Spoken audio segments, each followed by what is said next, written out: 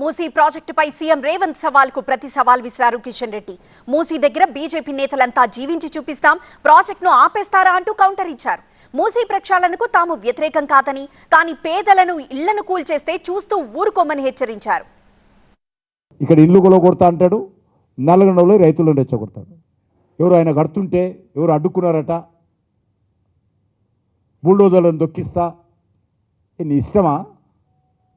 ఇదేనా ఒక ముఖ్యమంత్రి మాట్లాడేటువంటి వ్యవహారం? పేద ప్రజల ఇల్లు కూల్చొద్దు అంటే బుల్డోజర్లతో దొక్కిస్తారా మీరు?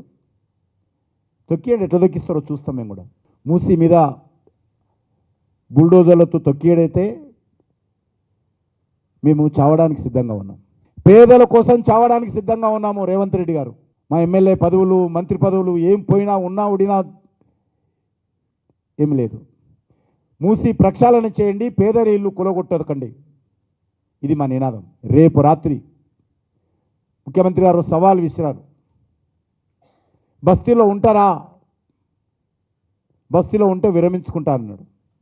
కాబట్టి పేదల కోసం, పేదలతో రేపు రాత్రి మేము వాళ్ళతో కలిసి ఉంటాం, వాళ్ళ ఇళ్లలో భోంచేస్తాం.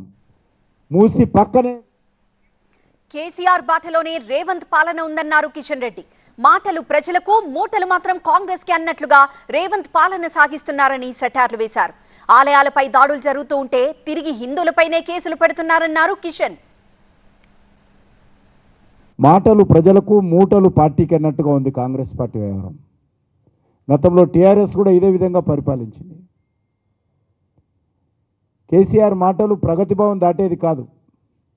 మక్కి టు మక్కి కేసీఆర్ వ్యవహారం ఏ రకంగా ఉండిందో, కేసీఆర్ ఏ రకంగా మాటలు మాట్లాడేవాడో